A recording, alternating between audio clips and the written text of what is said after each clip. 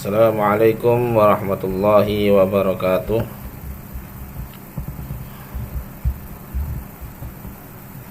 Bismillah, alhamdulillah, wassalatu wassalamu ala rasulillah wa ala alihi ashabihi wa walah. La hawla wa la quwata illa billah, ma ba'du.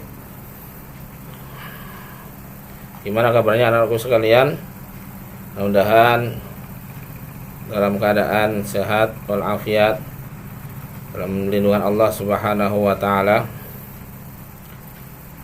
Baik, kita mulai dengan berdoa ya sebelum mulai materi. A'udzubillahi minasyaitonir rajim. Bismillahirrahmanirrahim. Allahumma anfa'na bima 'allamtana wa 'allimna ma yanfa'una wa zidna ilma. Amin ya rabbal alamin. Baik, pada hari ini kita akan belajar tentang materi adaptasi hewan ya. Yang sebelumnya pekan kemarin kita belajar tentang adaptasi tumbuhan. Nah, materi ini merupakan muatan IPA ya, yaitu adaptasi makhluk hidup, masih dalam buku tema 2, yaitu persatuan dalam perbedaan ya. Kita akan membahas tentang adaptasi hewan atau penyesuaian diri pada hewan terhadap lingkungannya.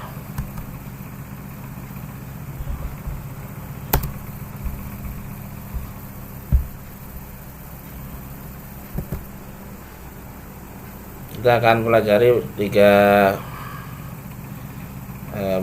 pembahasan. Yang pertama, kompetensi dasar ya, akan dijelaskan apa yang harus dikuasai setelah belajar materi ini. Kemudian materi intinya ya, kemudian motivasi imani yang terakhir atau refleksi dari pembelajaran ini dalam nilai-nilai Islam. Nah, kompetensi dasar 3.3 yaitu pengetahuan. Yang pertama, menganalisis cara makhluk hidup menyesuaikan diri dengan lingkungan ya. Menganalisis ya, meneliti, istilahnya membandingkan ya, cara makhluk hidup. Dalam hal ini adalah cara hewan ya, yang sebelumnya kita bandingkan dengan cara tumbuhan dalam beradaptasi ya. Nah, yang ke-4.3 yaitu keterampilan menyajikan karya tentang cara makhluk hidup menyesuaikan diri dengan lingkungannya. Ini keterampilan sebagai hasil penelusuran berbagai sumber ya. Jadi ada 2 aspek pengetahuan 3.3 dan aspek keterampilan ya. Nah, sekarang kita yang kedua yaitu materi. Materi ada dustur ilahi ya, yakni ayat-ayat Al-Qur'an ya, dustur ilahi. Kemudian pengertian dari adaptasi itu sendiri. Kemudian tujuan dari adaptasi dan juga jenis adaptasi pada hewan ya. Baik, kita masuki firman Allah yang merupakan nilai Islam ya, tentang adaptasi hewan ya. Kita baca dulu ayatnya. A'udzu billahi minasyaitonir rajim. Wallahu khalaqa kulla dabbatin mimma wa minhum man yamshi 'ala batnihi wa minhum man yamshi 'ala rijlaini wa minhum man yamshi 'ala arba'. Yakhluqullahu ma yasha'. Innallaha 'ala kulli syai'in qadir. Artinya, dan Allah telah menciptakan semua jenis hewan dari air. Maka sebagian dari hewan itu ada yang berjalan di atas perutnya, dan sebagian berjalan dengan 2 kaki, sedang sebagian lain berjalan dengan 4 kaki. Allah menciptakan apa yang dikehendakinya. Sesungguhnya Allah Maha Kuasa atas segala sesuatu. Quran surah An-Nur ayat 45 ya. Jadi di sini menjelaskan kepada kita bahwasanya Allah menciptakan segala makhluk itu ya, baik itu makhluk yaitu manusia, hewan ya. Dari sini hewan itu dari air ya. Dalam ayat yang lain, wa ja'ala minal ma'i kulla syai'in hayy, dan kami jadikan segala yang hidup itu dari air ya. Dari air sumber kehidupan ya.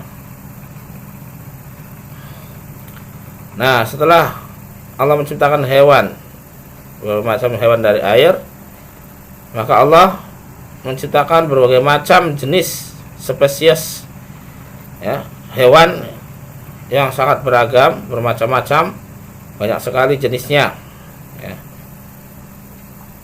Di sini ada cara berjalannya ya, adaptasinya dalam berjalan. Ada yang berjalan di atas perutnya seperti ular ya, ataupun reptil. Ada juga yang berjalan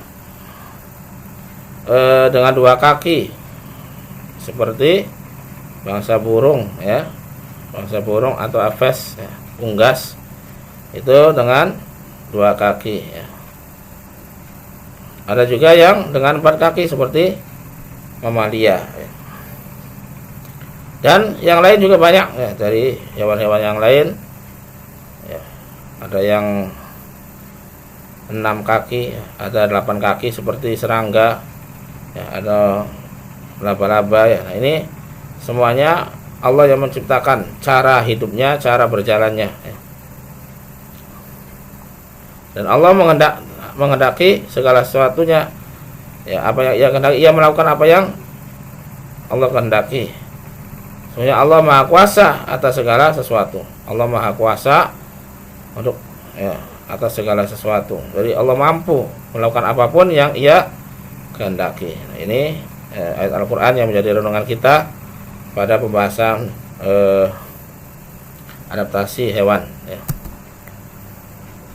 Baik, kita ke selanjutnya, yaitu pengertian dari adaptasi ya, sama dengan tumbuhan juga pengertiannya hampir mirip ya. Adaptasi adalah suatu kemampuan makhluk hidup dalam menyesuaikan keadaan dirinya dengan lingkungan tempat hidupnya ya. Dalam hal ini makhluk hidupnya adalah hewan. Jadi suatu kemampuan hewan dalam menyesuaikan keadaan dirinya dengan lingkungan tempat hidupnya ya. Jadi manusia bisa hewan bisa bertahan hidup kalau bisa menyesuaikan diri dengan lingkungannya. Nah, tujuan dari adaptasi sama dengan tumbuhan juga. Yang pertama, untuk melindungi diri dari musuh atau predator ya. Untuk melindungi dari pemangsa, maka ada adaptasi berupa tingkah laku ataupun dari bentuk dan fungsi alat tubuhnya ya. Yang kedua, untuk memperoleh makanan ya. Jadi untuk memperoleh makanan ada cara-cara hewan ya, menggunakan alat tubuhnya ataupun yang lainnya untuk bisa memperoleh makanan. Yang selanjutnya adalah untuk kelangsungan hidup ya. Ini 3 tujuan adaptasi.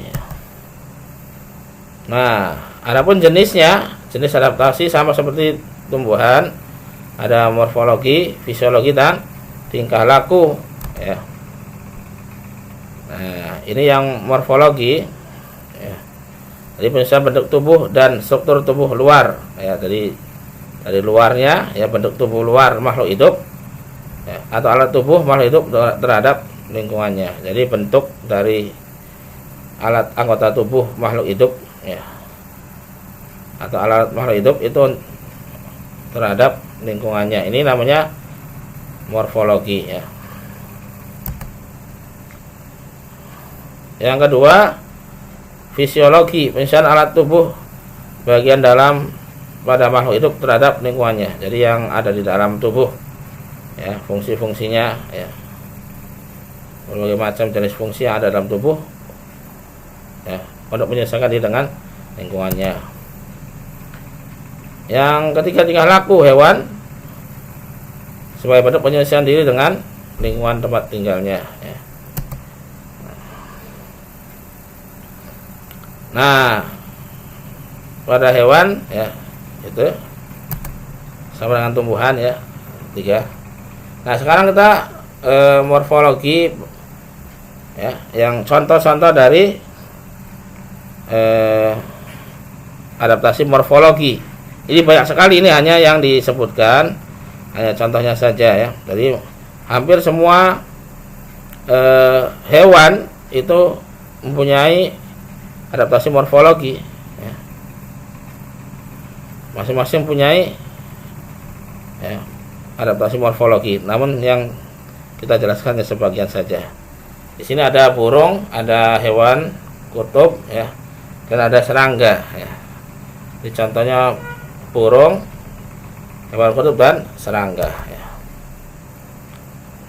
Oke, kita yang pertama burung ya, atau aves ya, unggas ya. Di sini ada 6 ya, jenis burung ya, beserta adaptasi morfologinya. Yang pertama elang ya, burung elang pemakan daging. Bentuk dari paruhnya ya meruncing ke bawah ya, itu fungsinya apa? Untuk memakan atau mengoyak daging ya. Sedangkan kakinya bentuknya berkuku tajam ya, untuk menangkap mangsanya ya, mencengkeram, menusuk mangsanya supaya bisa dibawa ya. Ini contoh adaptasi morfologi. Ini bentuk paruh elang dan kakinya dalam mencari mangsa. Yang kedua ayam ya. Tadi memakan daging ya, sekarang ayam itu termasuk bangsa burung ya, unggas. Itu dia pemakan segala, omnivora ya. Kita bisa lihat bentuk paruhnya ya, dan juga bentuk kakinya. Bentuk kaki seperti untuk berjalan di tanah ya, karena ayam tidak bisa terbang tinggi ya. Nah, itu lebih banyak berjalan di tanah, maka bentuk kakinya pun seperti itu ya. Itu ayam. Yang selanjutnya burung pelikan ya. Pelikan ini untuk memakan ikan, yang mencari ikan di laut, biasa di pantai ya. Paruhnya besar ya, panjang ya, untuk menangkap ikan. Itu juga kakinya ada selaput, berguna untuk selain untuk berjalan juga untuk berenang karena di laut. Nah, ini memakan ikan ya, burung pelikan. Yang keempat burung pipit ya.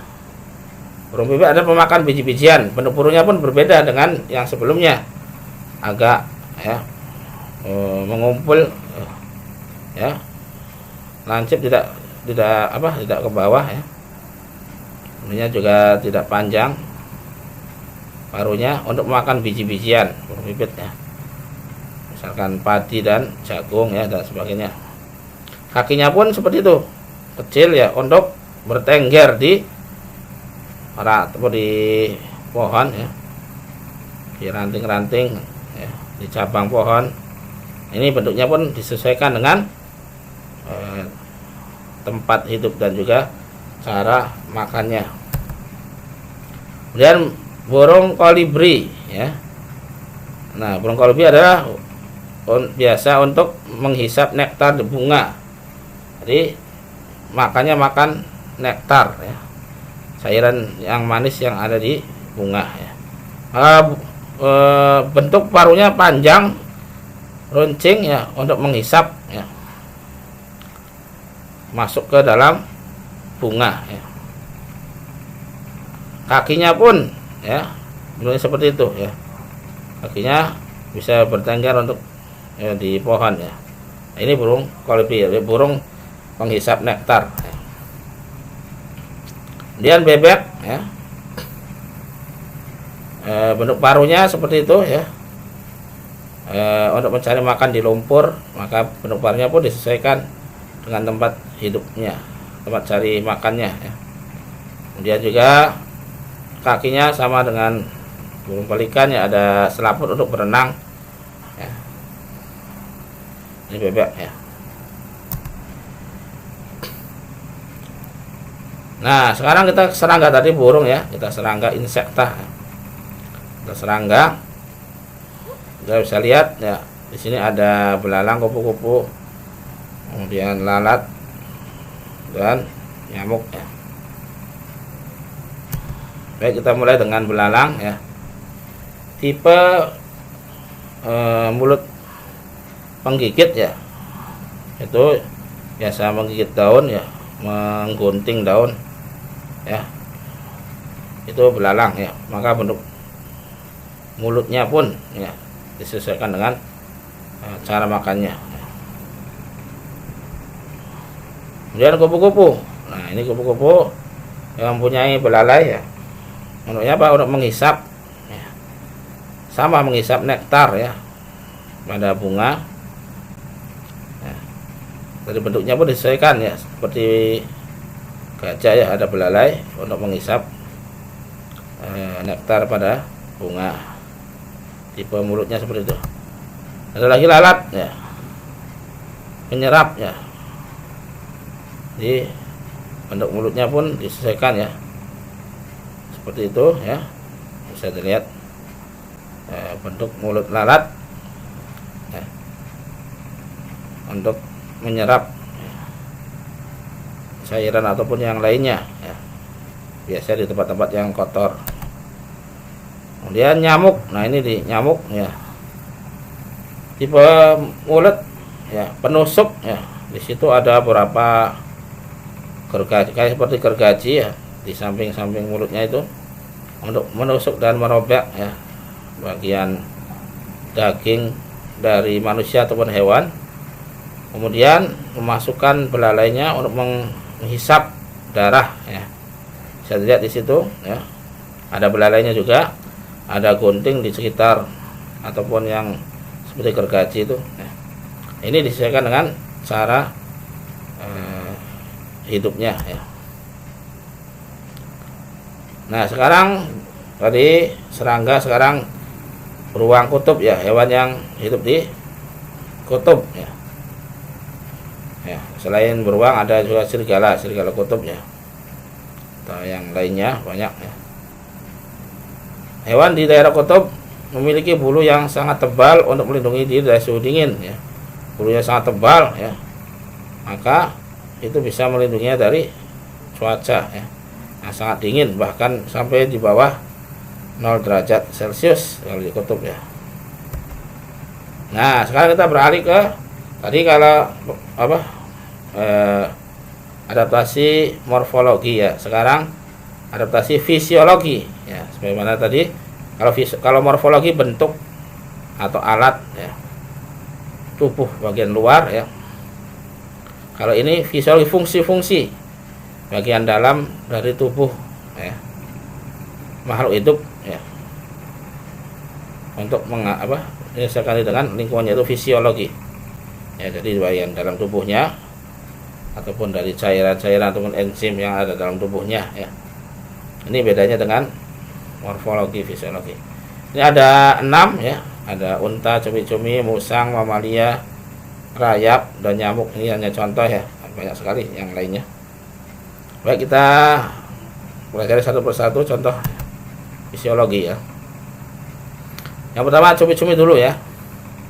Nah, cumi-cumi memiliki organ yang dapat mengeluarkan cairan. Jadi di dalam tubuh cumi-cumi ada cairan hitam ya, untuk pertahanan dan mengelabuhi musuhnya ya, ataupun pemangsa. Nah, dengan menyemprotkan tinta itu pemangsa menjadi bingung ya, dan takut ya. Nah, ini senjata dari cumi-cumi ya, dalam pertahanan diri dari pemangsa atau predator ya. Nih, cumi-cumi jadi mengeluarkan cairan. Ini fisiologi ya. Yang kedua, unta. Nah, unta bagian dalam tubuhnya ada ya cadangan penyimpan lemak ya, juga penyimpan air, cadangan air ya di situ dalam tubuhnya ya. Makanya kuat ya, dia berjalan di daerah yang panas di gurun ya tanpa minum, karena di situ ada cadangan air ya, bergalon-galon ya di punuknya dan juga di bawah lehernya. Jadi ketika kering tenggorokannya, maka airnya akan membasahi ya, air yang cadangan di punuknya itu membasahi kerongkongannya, kemudian kembali lagi ya, air tersebut hanya sekedar membasahi saja. Dan juga mempunyai kaki. Nah, kalau kaki termasuknya morfologi ya. Yang fisiologi itu cadangan yang ada di dalam, cadangan air dan lemak yang ada di dalam. Jadi ketika minum, unta sampai bergalon-galon ya untuk cadangan ketika di gurun pasir, ketika kehausan, maka akan bisa dimanfaatkan ya. Ini unta ya. Dalam Al-Quran kita suruh perhatikan tentang penciptaan unta. Afala yang dzuna ilal ibili kaifa khuliqat. Tidakkah kamu memperhatikan bagaimana unta diciptakannya? Unta strukturnya, tubuhnya luar biasa ya, kuat untuk mengarungi samudra pasir ya, lautan pasir. Dirancang khusus tubuhnya oleh Allah untuk bisa kuat berjalan di padang pasir. Baik, selanjutnya nyamuk. Nah, jadi nyamuk selain morfologi ya tadi, bentuk mulut dan juga yang ada di sampingnya ya, juga ada adaptasi fisiologi apa? Cairan ya yang ada dalam tubuhnya bisa mencegah pembekuan darah ya, atau antikoagulan ya, agar mudah dalam mengonsumsi darah, menghisap darah supaya tidak beku ya, darah tersebut ya. Selain itu juga ada cairan yang bisa membuat gatal ya. Jadi supaya tidak sakit tapi gatal ya. Ini ada cairan khusus. Nah, ini fisiologi pada nyamuk ya.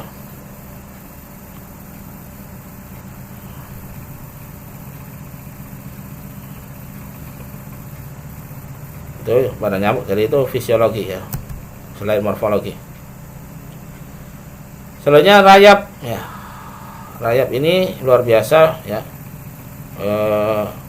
Disebutkan bahwa rayap itu buta, tapi dia bisa bisa bekerja sama dengan membuat bangunan yang tinggi, rumahnya ya sampai tinggi dengan kerjasama yang kuat dengan cairan khusus ya. Ada bau khusus, cairan khusus yang bisa mengenali antara rayap satu dengan rayap yang lainnya ya. Selain itu juga ada enzim selulosa ya, yang digunakan untuk bertahan hidup ya pada rayap. Luar biasa, binatang yang buta tapi bisa membangun bangunan yang tinggi dengan kerjasama yang luar biasa kuat ya, kerjasama antara rayap ya, yang dipimpin oleh ratunya ya. Jadi bisa membangun bangunan yang tinggi, dan itu dengan struktur bangunan yang sempurna ya, yang bagus ya, karena itu semua adalah dengan insting yang diberikan oleh Allah ya, diwahyukan kepada rayap untuk bisa melakukan demikian. Tidak mungkin rayap melakukan demikian dengan sendirinya, tapi dengan kehendak dari Allah Subhanahu wa taala. Yang selanjutnya adalah mamalia ya. Pada mamalia atau hewan pemamah biak yang herbivora ya, makan rumput, biasanya ada enzim khusus atau enzim selulosa untuk apa? Untuk mencerna rumput-rumputan yang keras ya, supaya bisa menjadi agak lunak ya. Makanannya hewan mamalia seperti kerbau, kambing, sapi ya, yang memakan rumput atau memakan tumbuhan, itu setelah makanan masuk ke dalam perut, kemudian ada enzim tertentu ya, kemudian dikeluarkan, atau enzim selulosa, kemudian dikeluarkan lagi di mamah biak lagi ya. Nah, disebut dengan mamah biak ya. Mamah biak ini ada enzim tertentu yang merupakan contoh dari adaptasi fisiologi. Selanjutnya musang ya, juga mamalia masih ya.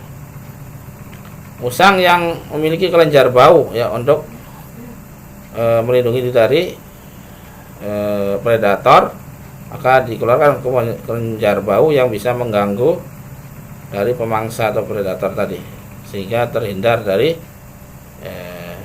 bahaya ya. Ini juga merupakan adaptasi fisiologi pada musang atau mamalia. Nah, sekarang beralih ke adaptasi tingkah laku ya. Ada di sini ada terenggiling, bunglon ya, kerbau, cecak ya. Kalau di buku banyak ya. Ada yang pura-pura mati ya, aposematik ya. Menakut-nakuti ya. Kemudian pada hewan mamalia air, yaitu ke permukaan setiap 1 jam sekali untuk mengambil oksigen ya, itu juga merupakan salah satu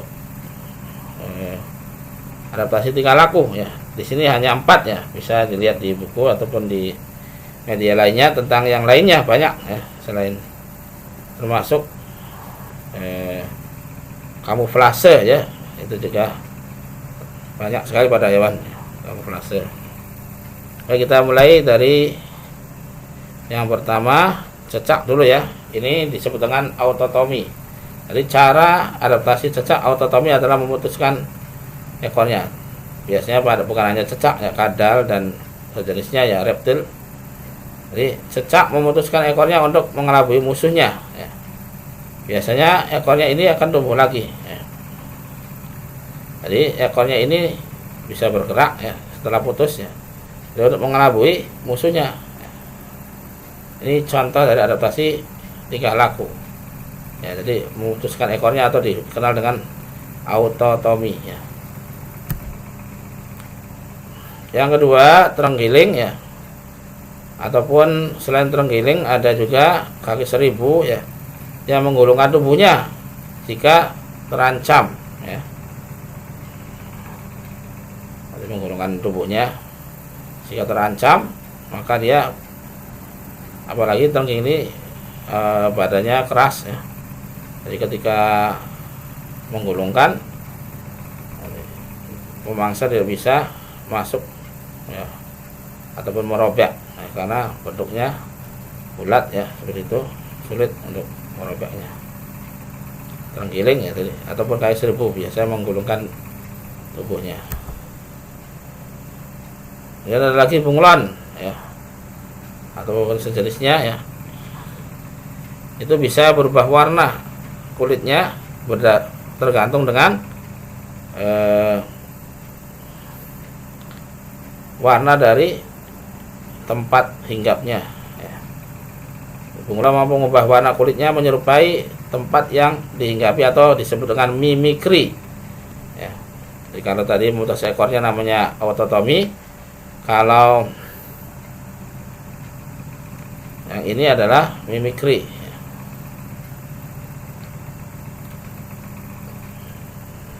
Jadi bisa merubah warna tubuhnya sesuai dengan tempat. Nah, ini luar biasa ya, kekuasaan Allah yang diberikan kepada hewan ya, sehingga bisa merubah warna kulitnya, atau disebut dengan mimikri. Yang selanjutnya, kerbau ya. Kerbau berkubang di lumpur. Dengan berkubang di lumpur, maka tubuh kerbau akan tertutup oleh lumpur sehingga mengurangi rasa panas dari sengatan terik ya. Jadi menghindari panasnya matahari, biasa berkubang di lumpur ya. Nah, jadi dengan berkubang tersebut akhirnya tubuhnya menjadi berkurang panasnya ya, karena sengatan terik matahari. Ini contoh dari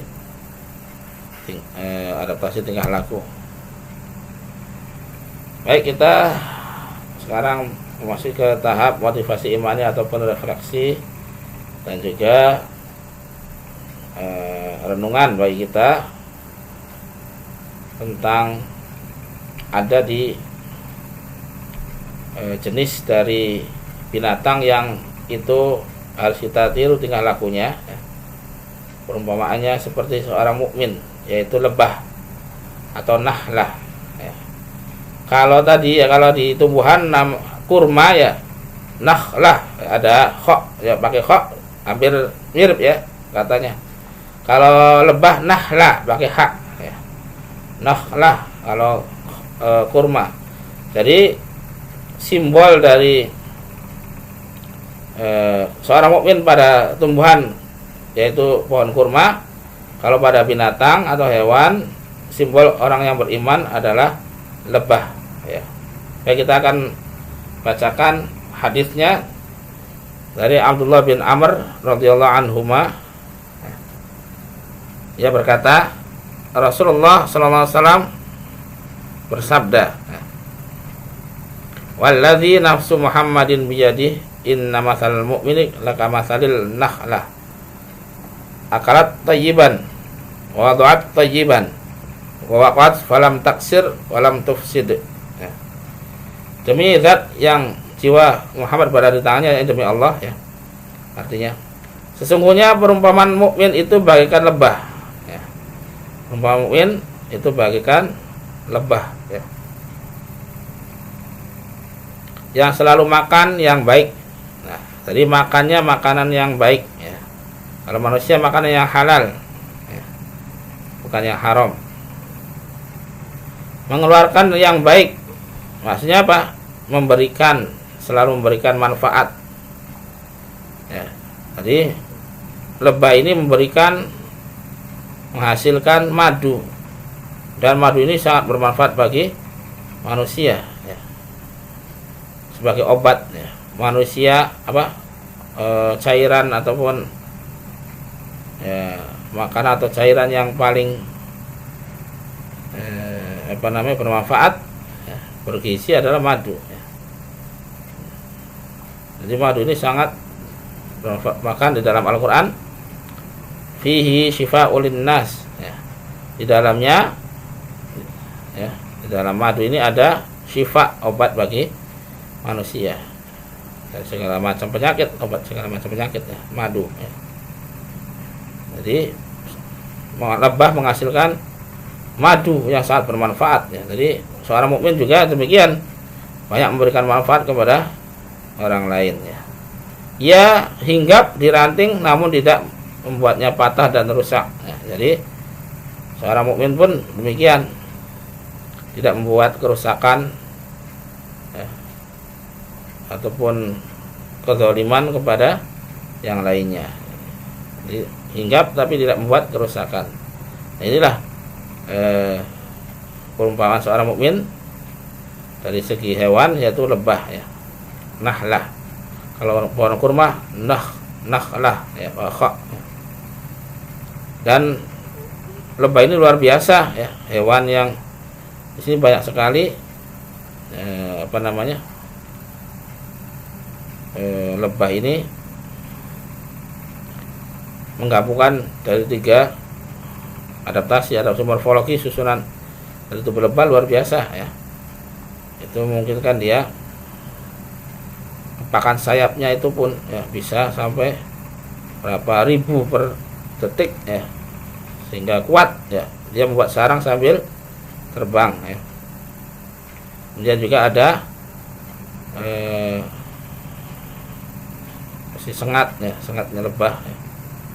Dan juga dia membuat sarang yang paling steril di dunia, itu lebah ya, karena menggunakan istilahnya sarang lebah itu sarang yang paling steril ya, cairan khusus ya.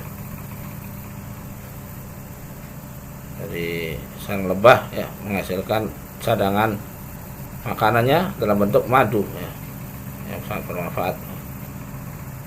Nah ini ya, jadi hendaknya seorang yang beriman itu meniru dari perilaku lebah ya.